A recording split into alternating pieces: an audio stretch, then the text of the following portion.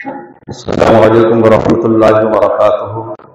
الحمد للہ والصلاۃ علی نبیہ وبعد۔ حضرات محترم، حضرت علی بن ابی طالب رضی اللہ تعالیٰ عنہ حدیث پاک نقل کرتے ہیں کہ جناب رسالت مآب علیہ الصلوۃ والسلام نے ارشاد فرمایا: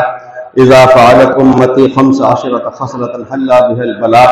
جب میری امت 15 قسم کی حرکتیں اور اعمال کرنے لگے گی تو اس پر آفت، مصیبت، بلائیں اترنے لگیں گی۔ قیل وما ہن یا رسول اللہ، عرض کیا گیا کہ اللہ کے رسول وہ ایسے 15 افعال و اعمال کیا ہیں؟ تو آپ نے ارشاد فرمایا: اذا کان المغنم دولا، جب مال غنیمت کو ذاتی اور پرسنل دولت سمجھا جانے لگے، والامانت مغنما، اور جب امانت کو مال غنیمت سمجھا جانے لگے۔ ایک چیز ہوتی ہے امانت اور دوسری چیز ہوتی ہے ودیعت۔ جو چیز کسی کے پاس رکھوائی جاتی ہے اسے ودیعت کہتے ہیں، اور امانت بھی اس کو کہہ دیا کرتے ہیں۔ لیکن اگر مان لیجیے کسی کی کوئی چیز گری پڑی مل جائے اور انسان یہ سوچے کہ یہ اٹھا لوں اور بعد میں اس تک پہنچا دوں گا، تو وہ امانت کہلاتی ہے، ودیعت نہیں کہلاتی۔ فرمایا گیا کہ امانت کو مال غنیمت جانا جانے لگے، وہ زکوٰۃ مغرمہ، اور زکوٰۃ ادا کرنے کو تاوان اور ڈر سمجھا جانے لگے۔ وَأَطَاعَ الرَّجُلُ زَوْجَتَهُ وَأَطَاعَ أُمَّهُ، آدمی اپنی بیوی کے اطاعت اور فرما برداری کرنے لگے اور اپنی ماں کی نافرمانی کرنے لگے۔ وَبَرَّ صَدِيقَهُ وَجَفَا أَبَاهُ، اپنے یار دوستوں کے ساتھ تو نیک سلوک کرے اور اپنے باپ کے ساتھ بے تعلقی اختیار کر لے اور دوری اختیار کر لے۔ یعنی کہ موجودہ دور میں 2-3 گھنٹے یار دوستوں کو 24 گھنٹے میں سے دیے جا رہے ہیں، اور بوڑھے ماں باپ کو 2 منٹ سلام کلام کے بھی نہیں دیے جا رہے ہوں۔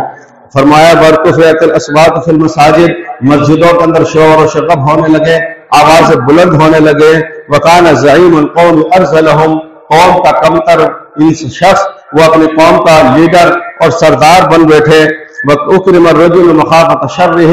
اس آدمی کا اکرام اور احترام اس کی تعظیم اور تقریب اور شرافت اور کرامت کی بنا پر نہیں، بلکہ اس کے شر اور اس کے فتنوں سے بچنے کے لیے کیا جانے لگے۔ گویا کہ ایک شخص کسی کی ادب احترام کی وجہ سے نہیں، بلکہ جس طریقے سے کہ کوئی پاگل سانڈ دوڑا ہوا آ رہا ہو تو آدمی سائڈ میں ہو جاتا ہے، یہ اس کا اکرام اعزاز نہیں، بلکہ اس کے شر سے بچنے کے لیے ایسا کیا جا رہا ہے۔ لیکن اس حدیث میں اس کو جمع پلورل کے صیغے سے بولا گیا ہے، یعنی ہر قسم کی شرابیں، پھر چاہے وہ نسوں کے اندر انجیکشن کے ذریعے لگائی جا رہی ہو، سونگ کر کے کی جا رہی ہو، چپکا کر کے کی جا رہی ہو، بدن میں داخل کی جا رہی ہو، اس کا دھواں لیا جا رہا ہو، اس کو پیا جا رہا ہو، اس کو چبایا جا رہا ہو، جس قسم کا بھی نشہ ہو وہ سارے کے سارے شربت الخمور میں آ جاتے ہیں۔ وَلِبِسَ الْحَرِيرِ، ریشم تو پہننا جانے لگے۔ وَاتُّخِذَتِ الْقَيْنَاتُ وَالْمَعَازِفُ، گانے والیوں کو اور باجوں کو اختیار کیا جانے لگے، ان کو رکھا جانے لگے۔ وَلَعْنَ آخِرَ هَٰذِهِ الْأُمَّةِ أَوَّلَهَا، اس امت کے آگے کے بعد والے لوگ وہ اب اس امت کے اولین طبقوں پر لعنت ملامت کرنے لگے۔ اہل بیت کی شان کے اندر، اصحاب اکرام کی شان کے اندر وہ گستاخیاں کرنے لگے۔ تو فرمایا: فَلْيَرْتَقِبْ عِنْدَ ذَلِكَ الْأَمْرَ، ایسے وقت کے اندر وہ انتظار کر لیں اللہ کی طرف سے عذاب کا، صبح کے آنے کا، اور خسفاً و مسخن، یہ زمین میں دھسا دیا جائے گا اور چہرے۔ اس حدیث پاک میں جو 15 باتیں ارشاد فرمائی گئی ہیں اس کی تشریح اور توضیح اور فقہی روایات ہیں۔ مستدرک حاکم کی روایت ہے: ان الحیا والایمان قرنا فاذا رفع احدهما رفع الاخر، یعنی شرم و حیا اور ایمان یہ دونوں ایک ساتھ جڑے ہوئے ہیں، ان دونوں میں سے ایک چیز جب اٹھ جاتی ہے تو دوسری بھی اٹھ جاتی ہے۔ اگر شرم و حیا انسان کی زندگی سے نکل گیا تو ایمان بھی اس کے ساتھ میں اٹھتا چلا گیا، اگر ایمان اس کے اندر سے اٹھ گیا تو شرم و حیا بھی غارت ہو گئی۔ جن ماں باپ نے انتہائی اور پیار، محبت اور لاد کے ساتھ اور اپنی جوانی کی ساری کمائیاں خرچ کر کے اپنے بیٹے کو اور بیٹی کو لکھایا تھا، پڑھایا تھا، قابل بنایا تھا، وہ خود مزدور اور جاہل بنا رہ گیا، لیکن اپنی اولاد کو اس نے اچھے منصب پر پہنچانے کی خاطر سب کچھ کیا۔ وہ اولاد ہوش سنبھالنے کے بعد سب سے پہلے لفظ اگر بولے گی تو یہ بول دے گی: میں عاقل بال ہوں، میں اپنے اچھے بڑے کو اچھی طرح سمجھتی ہوں، آپ کو اس میں کچھ کہنے کا حق نہیں ہے۔ تو شرم و حیا جب جاتی رہتی ہے ایمان بھی جاتا رہتا ہے۔ اور ابن ماجہ شریف کی ایک روایت ہے کہ ان لکل دین الرقا وخلق الاسلام الحیا، یعنی ہر دین و مذہب کے اندر ایک خاص صفت اور بس ہوا کرتا ہے، دین اسلام کا خاص اور امتیازی بس وہ شرم و حیا ہے۔ یہ شرم و حیا کے باقی رہنا بہت ضروری ہے۔ اس حدیث پاک میں فرمایا گیا کہ من حسن اسلام المرء ترکہ ما لا یعنیہ، یعنی انسان کے اسلام کی خوبی ہی یہ ہے کہ وہ بیکار چیزوں کو چھوڑ دے، یعنی جن چیزوں کے اندر نہ دین کا کوئی فائدہ نہ دنیا کا کوئی فائدہ۔ ہمارے بہت سے نوجوان جو گھنٹوں برباد کر دیتے ہیں، نہ وہ وقت نہ دین کے خاطر کام میں لیتے ہیں، نہ دنیا کے خاطر کام میں لیتے ہیں، نہ کمانے کے اندر مت کماؤ اور نکھٹو ہو کر کے بنے رہ جاتے ہیں، اور گھر والے بالکل پریشان حال ہو جاتے ہیں۔ ان حضرات کے لیے حدیث پاک مشہور رہا ہے کہ ایمان والا لا یعنی اور بیکار چیزوں کے اندر مقصد نہیں کیا کرتا۔ اور جو رفعت الاصوات فی المساجد، مسجدوں کے اندر شور شغب ہونے لگے گا، ایک حدیث یہ فرمایا ہے علماء نے کہ اجمع العلماء سلفا و خلفا علی استحباب ذکر اللہ تعالی فی المساجد وغیرها من غیر نکیر الا یشوش جارهم علی نائم او مصلی او قائم، یعنی یہ بتلایا گیا کہ مسجدوں میں اور مسجدوں کے علاوہ مقامات پر اللہ کا ذکر کرنا مستحب ہے، لیکن اگر وہ ذکر اتنی بلند آواز سے ہو کہ جو سونے والے کی نیند میں خلل ڈال دے، وہ نماز کے اندر خلل ڈال دے، وہ قرات کرنے والے کے اوپر اشتباہ پیدا کر دے اور حرج اور خلل بن جائے، تو ایسے صورت کے اندر وہ بلند آواز سے اللہ کا ذکر بھی مستحب نہیں رہتا۔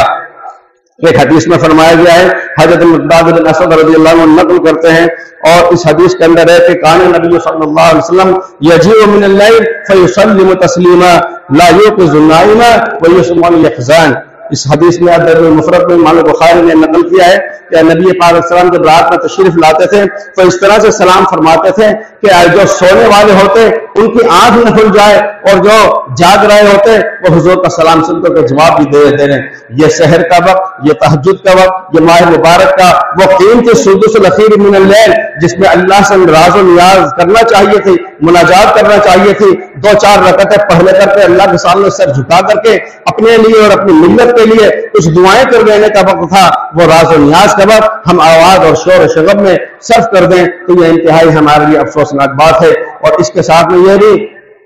کہ روزہ بہت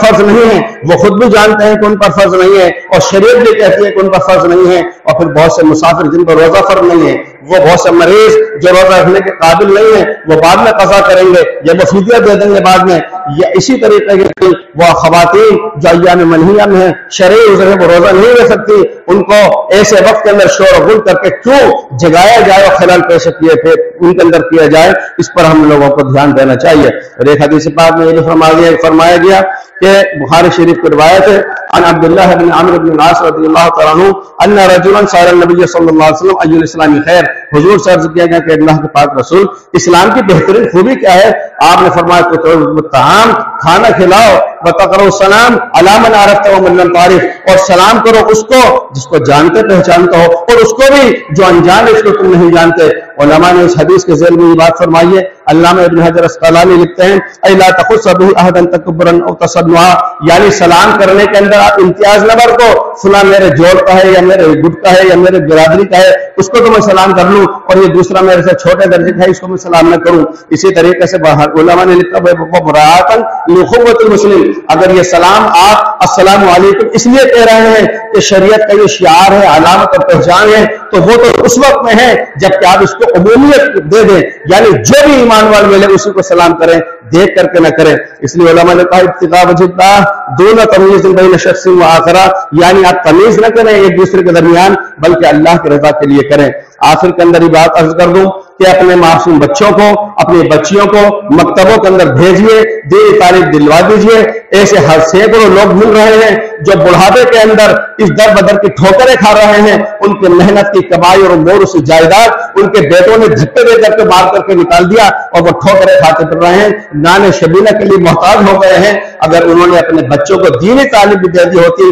ان کو نماز روزے کے قابل بنا دیا ہوتا، پڑھنے مرنے کے بعد وہ دعا درود کر لیے ہوتے، اتنی تعلیم دے دی ہوتی، تو چھوٹے بچوں کو مکاتب میں بھیجیے، اور بڑے اور نوجوان لوگوں کے لیے بھی تعلیم بالغان کا شہر میں بہت ساری جگہ پر نظم ہے، اس کو ان کو وہاں پر بھیجیے۔ اور شہر کے اندر علماء کرام 2-2.5 سال سے مسلسل اصلاح معاشرے کا پروگرام چلا رہے ہیں، جگہ جگہ پر سٹے، جوا اور شراب، نشہ وغیرہ کے سلسلے میں ان کا تعاون کریے، اپنے علاقوں میں ان کے پروگرام کروائیے۔ اور اسی کے ساتھ ساتھ یہ کہ اللہ تعالیٰ نے فرمایا ان اللہ لا یعجب من الشاب لیست له صبوہ، اللہ تعالیٰ کو وہ نوجوان بہت پسند ہے جو بے راہ رو نہ ہو، جو بے راہ رو نہ ہو۔ آخر کے اندر ہمیں یہ بھی یاد کرنا چاہیے کہ ہمارے بزرگوں میں سے اس سال بہت سے حضرات دنیا سے جا چکے ہیں، ان کے لیے ہم دعائیں مغفرت کریں۔ مولانا جلال الدین عمری صاحب ہیں، مولانا اسحاق میواتی صاحب جو حضرت مولانا الیاس رحمۃ اللہ علیہ کے خاص مصاحبین اور تربیت یافتہ اور مفتی اعظم کفایت اللہ صاحب کے شاگرد رشید ہیں۔ مولانا عبدالغنی کشمیری صاحب بہت عالی سنت بزرگ ہیں۔ مولانا یحییٰ ندوی جو مونگیری جو صرف دو باتوں سے شاہ عبدالعزیز محدث دہلوی سے روایت نقل کرتے تھے،